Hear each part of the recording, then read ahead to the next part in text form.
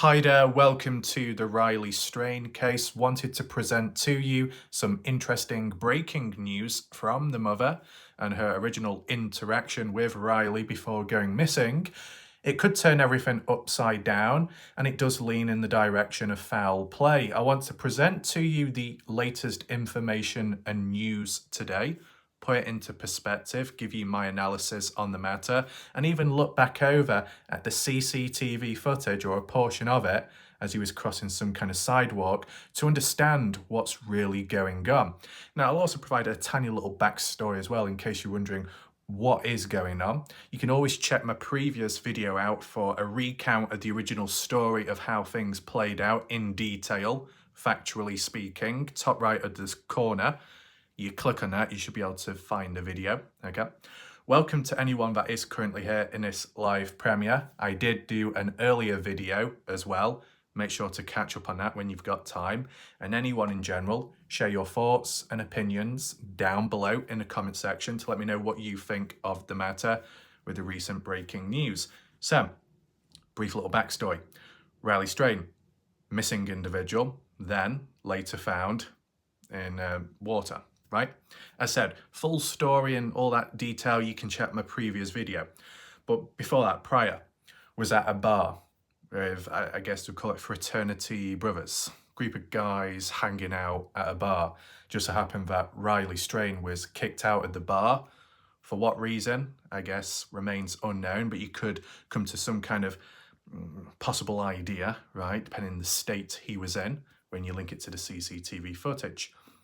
Upon leaving the bar, having no choice but to do so, as for his brothers, his friends, his group of guys, he just basically said, I'll meet you back at the hotel, because we were staying at a hotel at the time, kind of like celebrating around that period, okay? So Riley supposedly making his way back to the hotel, but never made it back.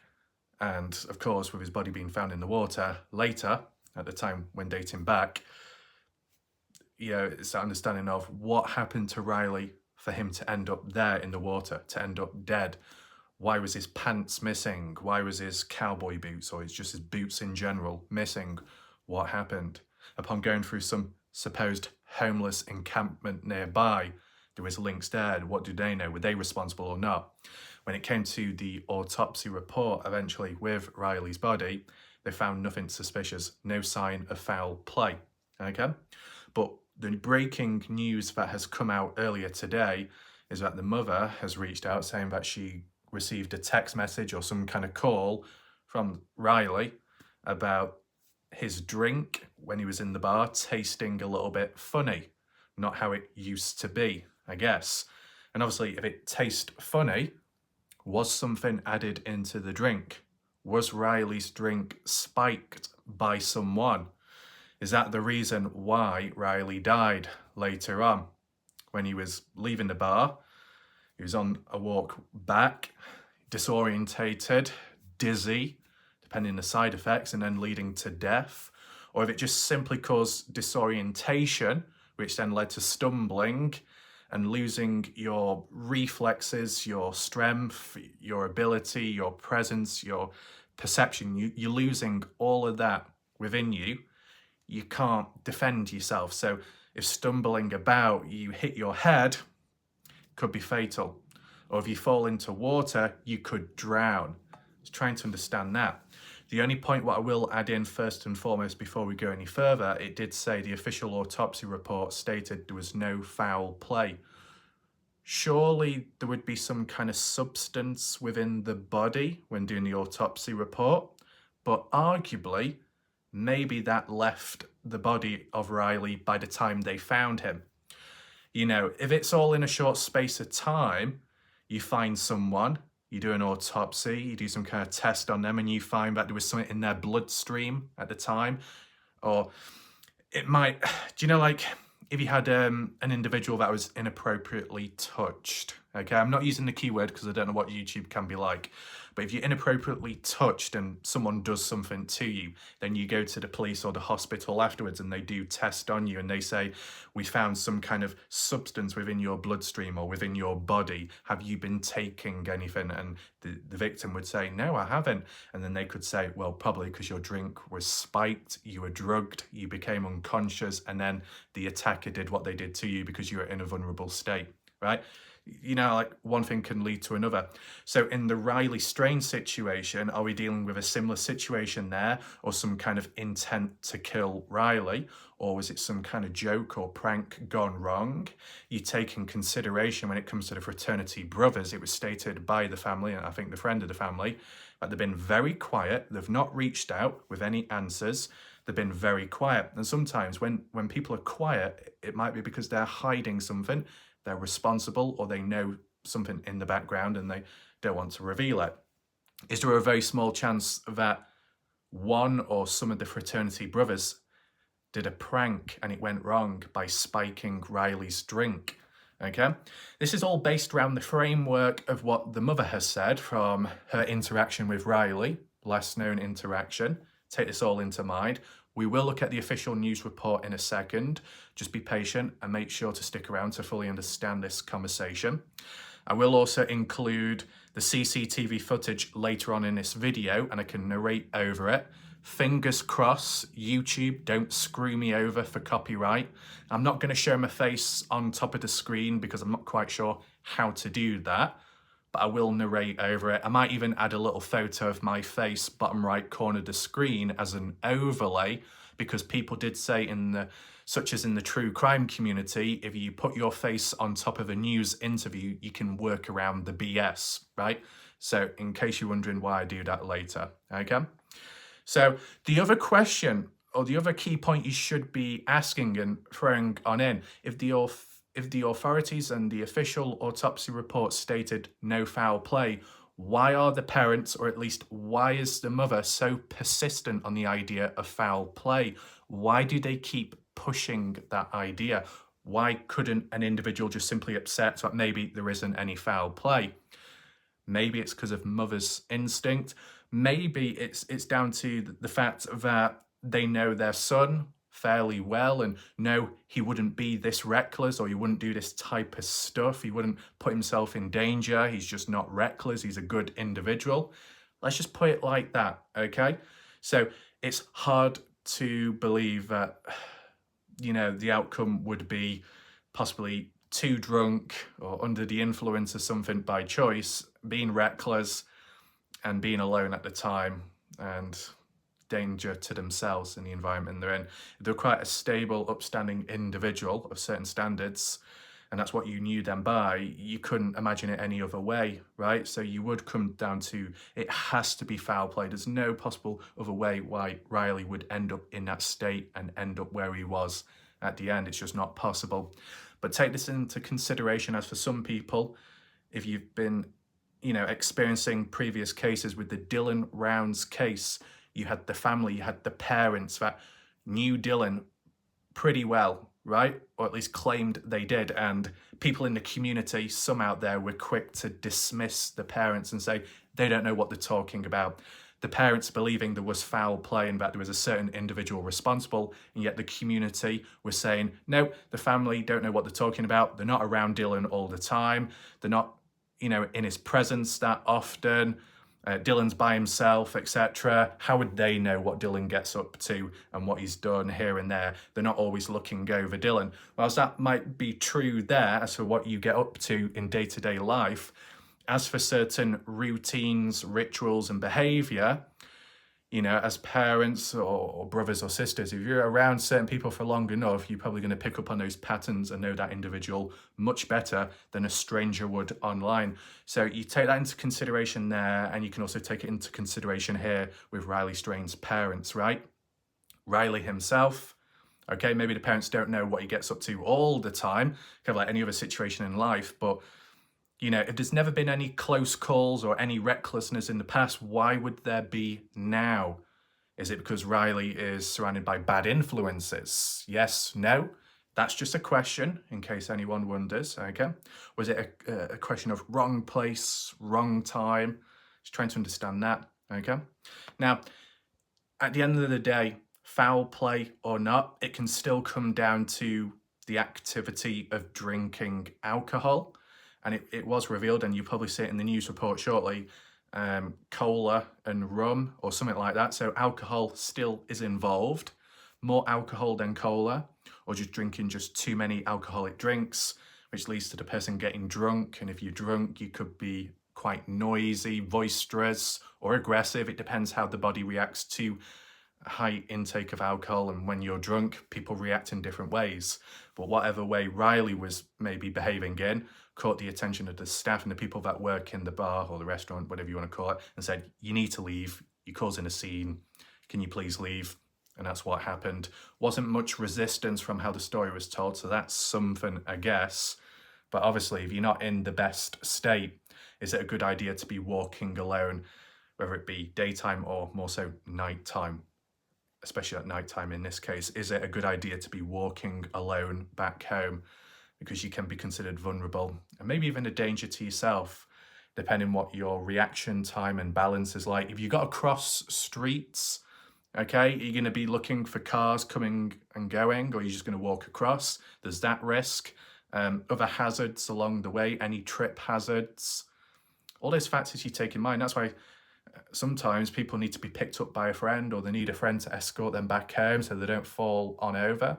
And at least from how the story was told within the Riley Strain one, there was numerous times where he was stumbling and falling on over and even fall into a bush, and it was the only thing that stopped him from falling into, I guess, the water at the time of where he was, near a homeless encampment area, right?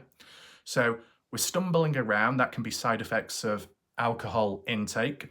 But what if Riley Strain was spiked, his drink drugged? Who would be responsible and why? That's its own question, which we could look into at some later point. But yeah, if you are drugged, you can be a bit drowsy, you can stumble about. Maybe sometimes it's hard to tell, and there might be overlaps between being drunk and being drugged. Sometimes, or it could even apply to where you are drunk and you are drugged at the same time, because what you drunk was spiked, but you had multiple drinks of it.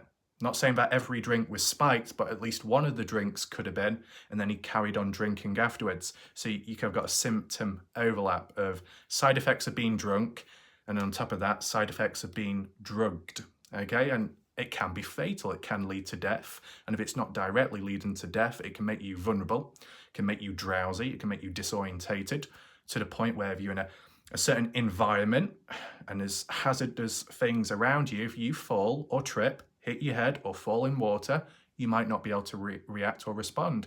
And if you're by yourself, who's going to help you, right? I just want to lay it out there so you understand the situation, the ins and outs and possibilities, okay? But for those that really want to see some kind of official news and coverage, let's head on over to one of the news articles right now and see what the mother had to say. Here we are. The title of the article reads, "The mystery deepens as Riley Strain's mom reveals haunting text he sent her about the taste of his drink on a night he vanished from Nashville bar, as she suggests it might be the key in why he was found dead in a river without his pants." Now, interesting how it mentions the details about found without his pants. It doesn't mention about his boots, but his boots were missing as well. So how this article, or at least how the title portrays it, is, was his drink spiked? That's what it can infer from. And tying in with missing pants. Obviously, it doesn't directly say it, but this kind of suggests attempted rape, right? Unless other people see it differently, okay? It doesn't mention outright drunk.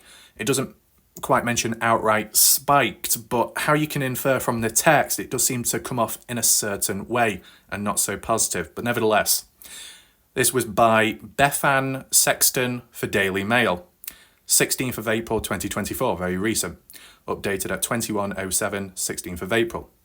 Now, got a photo there of Riley on the left. Then on the right is some of the CCTV footage. You see how he's walking with, at that moment, his hand in his head, leaning hunched forwards. We'll get to the footage later. There's like a public press interview, if you'd call it that, of the parents, the mom there, or the mother on the left in the green hoodie, and I guess the father is on the right, correct me if I'm wrong. Michelle White-eyed, is that how you say the name? Michelle revealed strange final messages from son Riley Strain, 22 years old at the time. Strain vanished on a night out in Nashville and was found dead in a river. Autopsy showed no evidence of drowning, but police ruled out foul play. No evidence of drowning, but found in the water. That is very strange. Now, apologies if I did not acknowledge this before, but I don't remember reading it quite like this previously. How it's worded here, no evidence of drowning, well, that would mean he didn't die when in the water. So it would mean Riley passed away before he got into the water. So does that mean someone took him out on the spot? Or if the drink was spiked or some kind of alcohol poisoning, he ended up passing out, choking on his own vomit? Or if the drugs were that fatal and dangerous, if a drink was spiked, he succumbed to it. But then how would he end up in the water, in the river? Is it because where he passed away, it was very close to the river, and then his body ended up rolling into the water shortly after passing away? Or was someone disposing of him into the river? Correct me or add on, do whatever you need to do in the comment section if you followed this case longer. Do you agree with how it's worded here from what you know of and what you've read before? Autopsy showed no evidence of drowning, but police ruled out foul play. No evidence of drowning, but he was found in a river. Normally, if you're found in a river, it's probably because you drowned. The only really other time, with the odd exception of why you would end up in a river, is because you were disposed of into the river because someone in some way killed you. Right? Does that make sense? Unless I'm reading this wrong, it just seems a bit weird. Anyway, we'll just read through this because it might give a bit of a backstory. Riley Strain's mom has revealed her son mysteriously texted her to say his drink tasted strange, just hours before he disappeared. Michelle White-eyed said Strain, 22, had ordered a rum and coke that didn't taste good on the night he vanished, News Nation reports. The University of Missouri student's half-naked body was plucked from the Cumberland River in Tennessee 14 days after he vanished, but an initial autopsy ruled out foul play. Now, his mum has shared her fears his drink may have contained something which could explain the circumstances. Basically, spiked. That's what they're hinting at. Yeah. Seen that. There's CCTV as an example. Okay. Stumbling around the streets of Nashville on a night out, he vanished. In quotes, maybe there was something in it that shouldn't have been, White-eyed said, explaining that her son told her the drink tasted like barbecue. Now, if for whatever reason it was a prank, is there a small chance that his brothers or friends ended up pouring a bit of barbecue sauce in his drink when he wasn't looking as a prank? Now, maybe that doesn't link to the death of Riley, but if for some reason the brothers and friends of Riley at the time in the bar thought they were responsible for that, how one thing links and leads to another, is that why they've been quiet since? Could Riley have had a bad reaction to some kind of barbecue flavouring or a barbecue sauce? I don't know how allergies work, okay, because I don't really have many myself. If it is a prank, was it a prank gone wrong? Or is there a possibility that if some kind of other substance was used by them or somebody else spiking his drink and it just so happened to have a barbecue taste? Seems a little bit odd, doesn't it? The next quote says, I go, well, that sounds awful. White-eyed added, he said, well, it sounds good, but it's not. Right. Luke's 32 Bridge Food and Drink, where Strain was last seen alive in person, said he was asked to leave after being served 1 alcoholic drink and 2 waters. Only 1 alcoholic drink. That's really all he ordered. The 2 waters, kind of irrelevant unless the water was spiked as well. But for 1 alcoholic drink to have such an effect on Riley where he's stumbling about, is that honestly normal? You know, at the end of the day, humans have different tolerance levels when it comes to alcohol, okay? I've tried little bits here and there in the past, didn't really have an effect on me, but I didn't really have much at all. And it's only like once every Christmas, that's about it. And at the same time, I just don't really can't be bothered having alcohol, okay? But there'll be other people out there that have it on a daily basis and the body is just used to it. And then there's others that aren't quite as tolerant, so it's harder for them, right? And there's more of a reaction. But anyway, let's continue reading.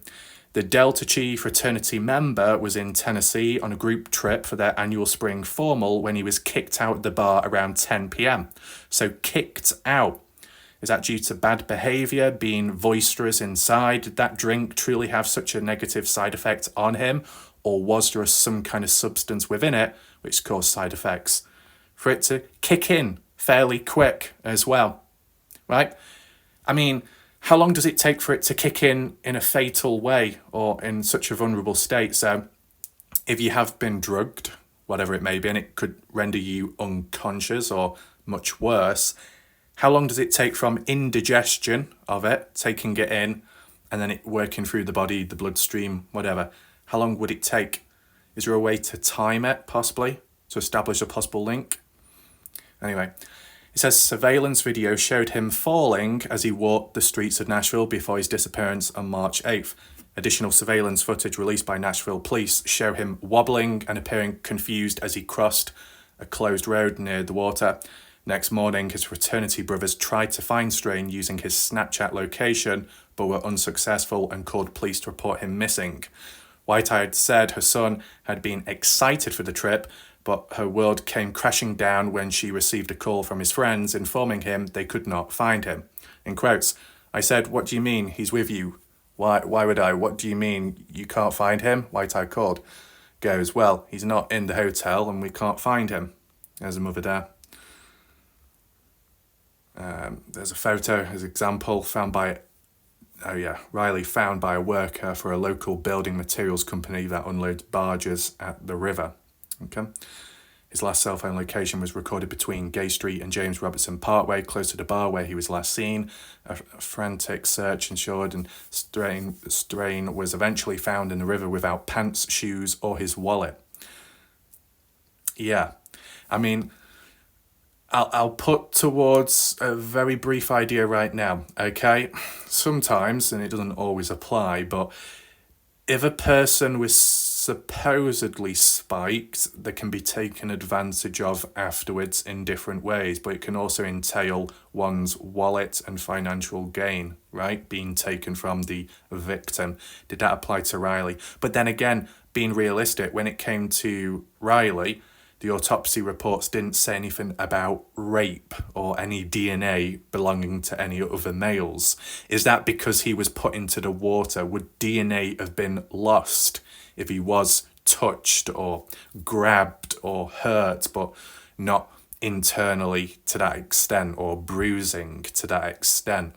You get what I'm saying? Or was it an attempt of somebody out to get him, wrong place, wrong time, and wanted to take his money, his wallet, hence why he was found without it? My question is, was Riley's pants and shoes and wallet ever found, or are they still missing? Does anyone know? An initial police autopsy found no signs of foul play, but no signs that he drowned. That's what I can't understand. How would Riley end up in the river? In the water floating, I assume. Was his body submerged previously in the water and then rose to the top, was floating because of so many days of being missing and not visible? I guess. But to say there was no signs that he drowned would make you think either Riley was killed or succumbed to something on the streets, on a road nearby or on a pathway, and then once passing away, somehow ended up there on ground and then in water. How? How exactly? Unless he was very close to water at the time of passing away, which then somehow he rolled into the water. That's all I can think of. And if not that, then someone would have had to have dumped him into the water. And why would they? To conceal the person, to try and destroy any evidence. It's a bit weird. What's this? A second autopsy ordered by the family confirmed there was no water in his lungs, increasing fears that he was already dead when he entered the water. So it ties in with what I was saying earlier on. One thing that threw the family for a loop was the coroner going on record stating about the lack of water in his lungs, Strain's family friend told News Nation. So at this moment in time, upon reading this extra information, I can understand why the family would be pushing the idea of foul play, right? Take in mind that as I'm reading this, I'm seeing it for the first time, some of this new information, okay? That's why my opinion will change as we go throughout these videos, okay? In quotes, usually water in the lungs means that they were alive when they went into the water. Strain's stepfather, Chris Whitehead, says he wants to know what happened and that he will continue to look for answers. If he fell and truly fell in the water and you can prove that to me, show me, I'll accept it, he said to News Nation. But from the looks of it, not been able to really prove it to that extent yet. Okay, so I understand that. There's that friend, family friend, Chris Dingman, appeared on News Nation. New developments been huge. I can tell you from the stuff that we've done as far as search and looking, taking pictures, I don't feel like it's really possible that happened. He may have fallen, but someone helped him in the water. So that means someone else was present to put him in the water upon passing away on land. The person who last spoke to Riley was said to have spoken to police earlier this month, with the family praising it as a huge development. Family friend Chris Dingman told News Nation Elizabeth Vargas reports this week that the witness told the detective his account of the story of what happened to Riley. Video surveillance from a nearby detention centre. Yeah, we have seen this, okay. Family's worse, been further stoked after a renowned forensic expert came out to say he believed Strain's state of undress could indicate he was murdered. I don't think we saw that before, to be honest. Okay, so a renowned forensic expert came out to say, in their belief, Strain's state of undressed, missing trousers and boots, could indicate he was murdered. Now, if you remembered the Dylan Rounds case, Dylan Rounds' boots taken from him on the day of his death. Bit random, right? I don't know why there is involvement in taking clothes away from someone in the killing of a person, if that is the case. Is there a link there? Is it because of how the person's disposed of? If clothing is on the body, that will take longer to decompose than the body itself. But then again, skeletal remains won't decompose just like that, will they? They will remain for quite some time, if not for a very long time. You think back to ancient times and burials and bodies, right? Clothed or not, it shouldn't really matter. But maybe in the case of if you was to throw someone in water, if there's more clothing on the individual, it could act as a form of buoyancy, maybe, short term. Like the clothes fill up with water. I said, I'm not an expert, right? I have heard reports where people say the body can sink for some time and then in a few days later onwards, it can rise back up to the top. So I don't know if an individual was responsible in Riley's death by taking clothes off of him, it would help when disposing of him in the river. And if not that, the only other thing I can think of as to why he was undressed and things were taken off was because someone wanted more in an intimate way without consent. You know, if you're going to throw in the idea of Riley possibly his drink being spiked, one thing could lead to another. But what you could ask yourself, and it depends if it shows up in the CCTV, if that was the case, then it would mean that the murderer, the killer, was at the bar at the time of when Riley was present. If you used to tie one thing with another, then you should ask yourself, was there any CCTV footage which showed a person in that bar where Riley was following him out and, following him all the way? Is there any footage of that? Any shadows? Any people that were just so happened to be in proximity to him at the time of how the events played out over different CCTV angle cameras, I wonder. Anyway, let's just continue reading. I'd say somebody took them off, the trousers. Dr. Bill Bass, who founded the University of Tennessee's famed body farm, said of Strain's pants. Okay, was wearing Riley distinctive black and white shirt when he had disappeared after being kicked out of the bar. Okay, Nashville police searched a homeless encampment on the water's edge after people living there reported having seen the missing student on the night of his disappearance. If you do research on this, it would be very difficult because you've got to kill a person to do it, but it is difficult to get your pants off, he explained. It's difficult when you are alive to get your pants off. It's unusual. Normally, if you fall in the river, it's very difficult to get your pants off, he added. And of course, depending what type of pants you're wearing, if you're wearing jeans, they can weigh you down, such as even when you're walking about and if it rains and your jeans get wet, they can get very heavy on you. And if you've got tight-fitting pants as well, that can be hard to get off as well. Even when your clothing is wet, it can stick to you. So if you're in water, you got the current of the water, and if there's weight as well, the gravity, you can take it all into perspective. It can be difficult. Now, was there anything else I wanted to refer to? Probably just further on up where it said about... Where is it now? Yeah, so it said... Riley texting or talking to the mother, Whitehead said, explaining that her son told her the drink he was having at the time tasted like barbecue, which was the rum and cola, but he only ordered one alcoholic drink. So there's a lot of factors to put into perspective here. I think before we go any further, we probably should look at the CCTV footage to see what state he was in and how he truly appeared.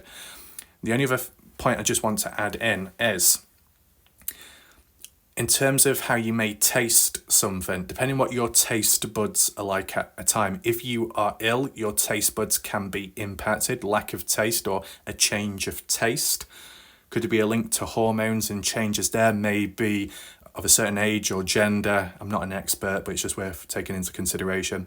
I mean, there's been times where I've had a drink, but not alcohol, just a simple fizzy drink. Most of the time it tastes fine, but then on the odd occasion it tastes a little bit different, right? Was it spiked? No. Did I get any side effects? No. So you got to take that into perspective when comparing it to this. I mean, I've had food in the past, obviously different situation, and it's tasted very different to what I've normally had. Is that because of my taste buds, my body reacting to it differently on that occasion? Yeah, probably. But I never experienced side effects, okay? So for Riley to have one alcoholic drink and then be kicked out after, that drink must have got to him and had such an effect on him in a short space of time. One alcoholic drink. If Riley was never a drinker in the past, maybe his body wasn't ready for it, hence why he reacted the way he did and why it may have had some kind of contributing a negative effect on him. But if he's done it before, he's 22 years old, so he's probably had parties and had alcohol previously. There's a fair chance. So based off that possible idea, why on this occasion would one alcoholic drink, which is mixed with cola, so it's not 100% pure alcohol only, why would it have such an effect on him? With him saying that it tasted different, it tasted like barbecue, is there any kind of substance out there, a substitution which could have the same taste of a barbecue flavour, but it's actually dangerous if you intake it within a drink or some kind of food, right? Seems a bit odd. I mean, the factors of a drink taste unusual, your body sensing or detecting something isn't right, but still consuming so much of it, then shortly afterwards some kind of side effects, then stumbling out, being disorientated, maybe losing your balance, all stemming from that drink, from the looks of it. Because if he was in an okay state and state of mind and physical state before, entering the bar, okay? There was no sign for concern before entering the bar, then everything else in a dodgy way must have happened in the bar and out when he left later. So it seems like the turning point, the catalyst, was from within the bar itself. Maybe we could do like a little map analysis of the bar to get an idea of what it looks like in the future. But for now, let's just look at the CCTV footage to see the state Riley was in at the time on the night. So as you can see on screen, we've got the CCTV footage playing. Don't worry, it is short, but it will be on repeat whilst I'm narrating over this, okay? So we'll play it over and over again so you get a good view of things. The description, what we saw from that news article, is kind of what you see on screen. Riley Strain, it will show up in a second. Riley Strain can be seen in that highlighted red circle on the right hand side of the screen. Appears to be crossing a sidewalk, which also is near to a road closed. Only one lane open, so traffic can only come down one way from the looks of it. He appears to be around some general public walking by. It looks like someone gives him a bit of eye contact, which is kind of interesting. You can see his movement, his pattern. I mean, take that into consideration. He seems to just randomly stop on the sidewalk, turn about. Then he lifts his hand out in front of him, starts leaning forwards as he gets onto the pavement area and carries on walking, stumbling a bit, as you can see with his legs. Suddenly stops again, turns around to see those two maybe females walking down. One has a cowboy hat. There appears to be a bit of unusual behaviour. Just look once again. He's walking down that sidewalk. He stops. He waits for people to walk past him. Two of which, the one in a pink shirt and a cowboy hat with another female walking next to each other, appear to give eye contact towards him. Look, he stops. He turns back round again to look at the two females walking by him. He walks away and then he turns back round, walking behind them. Do you get what I'm saying? It's kind of unusual. You know, you're walking the sidewalk, you suddenly stop, turn around, watch the people walk past you, then continues walking, stumbling about, as you can see, still looking to the side, then suddenly stopping again, looking in the direction of the two people walking by, and then making it seem like he's actually turning back the way he came to allow the two females to walk past. Then he decides to turn back round again and is following behind them. Now, as we know, Riley is the victim here in terms of how he ended up, but behaviour like this, and it's only being honest, you know, like a stalker, when someone's stalking someone, that type of behaviour. I don't know if anyone agrees with it to that extent, but I don't know, it just comes off like that. But because we know the context of this case and Riley is the innocent one, what is he doing? Is he just simply interacting with those two females and the one with the cowboy hat on? Is there any link? Is there anything strange going on, or is it completely irrelevant? I want to know your thoughts on the matter. It's just interesting how he stops twice. Once in the middle of the road when cars are coming on down, and then the second time when he's on the pavement. And it just so happens to be when he's in proximity to those two females. Is there any link at all? Are any of those people nearby in the vicinity from the bar he came from, the bar he was kicked out of? Remember when I suggested about the CCTV footage, is there any small chance that, you know, if his drink was spiked, was this supposed killer, let's just call it that, was in the same bar as him, and then when he was kicked out, that individual or someone or a group followed him out until he succumbed to whatever, or someone took advantage of him. You know, another way of looking at it in terms of body language, okay, he's not quite there with it as like how he may normally be, under the influence of alcohol or something much worse, okay? As it was described elsewhere, stumbling about, tripping up, falling over, although you don't see it here, it was mentioned elsewhere. And just simply stopping and looking about. Why? Is he paranoid? Does he feel like he's being followed? Is it the influence of the alcohol or something in the alcohol back at the bar which has made him feel unstable, uneasy, paranoid? Any side effects there? It does make you think, doesn't it? And even just simply stopping. I mean, he's at near the barrier, so no cars would hit him. But is there any link to that? Okay, you could link stumbling about and being disorientated with either being drunk or under the influence of some kind of substance by choice or not. But by constantly looking about and seeing who's nearby, and then turning the other way as if you were walking back to allow the other two people to walk past, but then you spin back round again to walk behind them. Is there anything going on there? It's kind of unusual in a way. It's like you're pretending to walk away from someone, so then they think you've, distanced yourself, but then you turn back round and then you're behind them. Now, I don't know where the other CCTV footage is. I just got a hold of this. I just want to know your thoughts on the situation. I just wanted to be able to, narrate this. Hopefully there are no copyrights, okay? It is kind of like news footage, this, at the end of the day, within the public eye. I have narrated over it and transformed it. I just hope things work out there. But let me know your thoughts on this brief CCTV footage. You can infer quite a bit from it, and hopefully you understood what I was getting at with my analysis on the matter. So the best way to summarise it, to put it into perspective of how strange this really is when reflecting back on all the stuff that's come out, okay? In whichever order you want to do it, and we can work backwards. The fact that the autopsy said no foul play involved, and it also said about how he didn't drown and that there was no water found in his lungs, that's very strange considering his body was literally found in a river. So then that leads on to the fact of he passed away on land and then later up ended up in the water. But by the time his body entered the water, he was already dead. So what took him out when on land? The autopsy report hadn't revealed anything quite like that as the cause of death.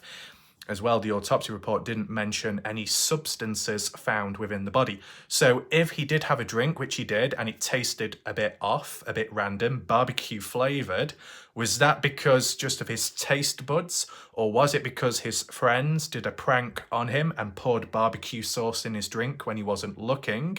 And it's got no true correlation there to how he ended up.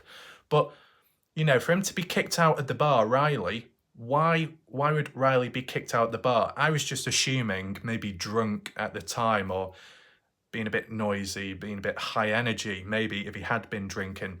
But with it saying that he only ordered one alcoholic drink with cola mixed in, how does it have such an effect on someone? If they are a bit of a drinker or they're used to alcohol to an extent, why did they react so badly to it then after one drink? You see these little elements coming on in, but how could he end up in water yet there was no signs of drowning and there was no water found in his lungs? How? Right? And why would he end up in the water if he passed on land, passed away, died on land? Why would he end up in water afterwards? Did he somehow roll into the water if he was nearby on ground level or on a slope? Or did someone push him in? Did someone dump him in? And why? Why would anyone throw someone in water? Well, if it was a prank, it'd be a bit of a messed up one, and sometimes people do help afterwards.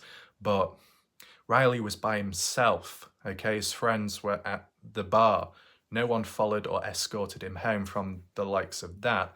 So if anyone else was in the presence of Riley at any point, it would have been likely a stranger. Now, was that stranger back at the bar earlier on when Riley was there too? Did a stranger have their eyes on Riley from the moment they were in the presence of one another, but Riley was completely unaware of it, right? Hopefully it makes sense to people that.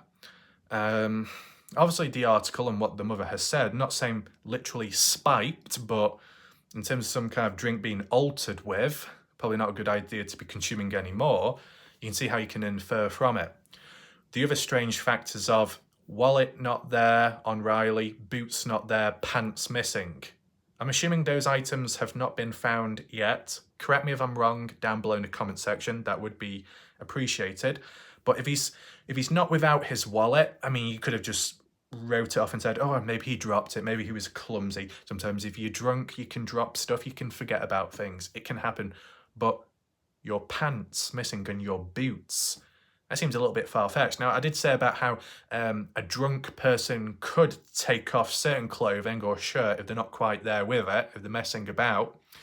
But taking so many things off and the wallet too, and then end up dying after that, it seems a bit odd. Now, you could question, of course, what came first? Did Riley die first, or did his pants end up coming off of him and his boots by him or someone else? You get what I'm saying? What order did it follow in? But I'll just share with you my thought and idea once again, and it's not a fact, it's just a theory. It might be a negative one, but I just want to add it in, okay?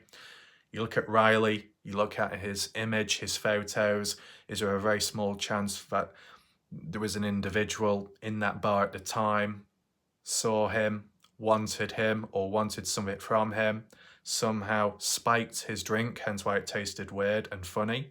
He drunk it, started experiencing some side effects because of that, possibly, hence why he may have been kicked out for that.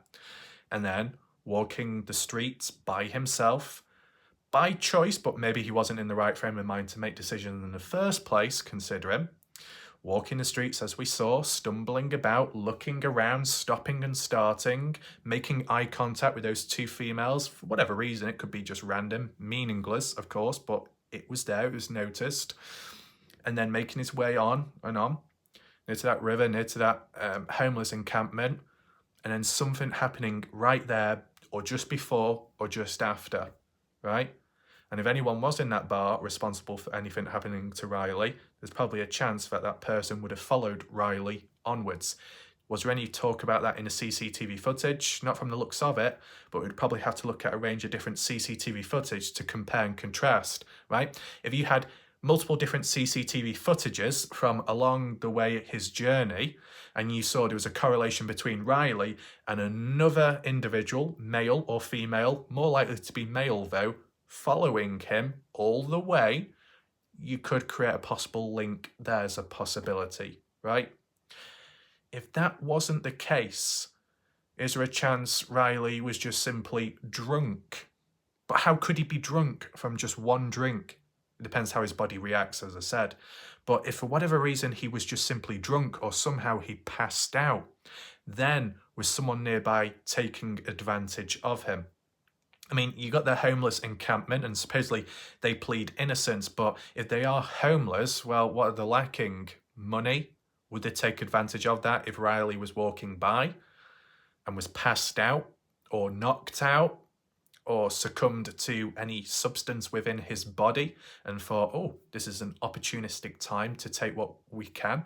Why would they take his clothes and boots? Well, homeless people may be lacking with clothes. If they don't have much money or none at all, they won't have money to spend on new clothes. So did they take that from him? Right? You can see how one thing links to another. I said these are just ideas, right? They feel like strong ideas for now, but there could still be twists and turns within this case which may discount them, okay? You may disagree, you can share your thoughts down below as to what you think happened, but it gets very strange. The first time round I saw this case, and it was only a few days ago, the information that was provided, it didn't seem to stand out to me then, but it most certainly does now with the extra information, like with the autopsy report and that renowned forensic guy coming on in, right? And the factor of what drink it was and how many he ordered, just one, at least how it was stated in the article, and it just happened to taste a bit funny, a bit weird. That all seems very coincidental how one thing could link to another, right? Now, the other strange factor is his friends, people who he was with at the time, radio silent. Well, mostly silent. I mean, they did talk to the mother or so about how with a Snapchat and trying to find Riley at the hotel, he wasn't there, where else could he be? But they've not really said or done much since. So there was a level of care to try and look for him, at least, so you could at least tick that off. But why have they been quiet? Is it because they know something? Are they responsible? That might be going too far, that. Maybe there's not enough evidence to prove that at this moment in time, right? Maybe they're just simply in shock. They don't know how to react, or it's too much to take in. They're grieving. Different factors there. But there are clear points that do stand out, which are very weird. The autopsy report, of course. And now what we've heard from that last text conversation, that communication with the mother and Riley. Just what was it, an hour before whatever happened to him or Sam. Or maybe that's time with the timestamp when he left the bar, possibly. But yeah, you can see how you can link one thing with another to come up with a certain idea or theory. I want to know your ideas down below. As I said, I'm being careful with how I word things so it doesn't cause any trouble. And in addition, from what I said at the start of this video and how I questioned, such as the parents, how persistent they are on foul play, as you see now with how we've gone through this video, you see the transformation naturally within my mindset and ideas. So I do understand it at this moment in time. We'll see what happens next. Thanks for watching. Be sure to share this video to as many people possible, anyone you know, because whilst this news will come about and most people will hear it, this analysis and the CCTV footage analysis of the body language, like what I've done previously, is very critical, and I want to know other people's thoughts. So thanks for watching. We'll see what happens next. I'll see you next time. Goodbye, good night for now.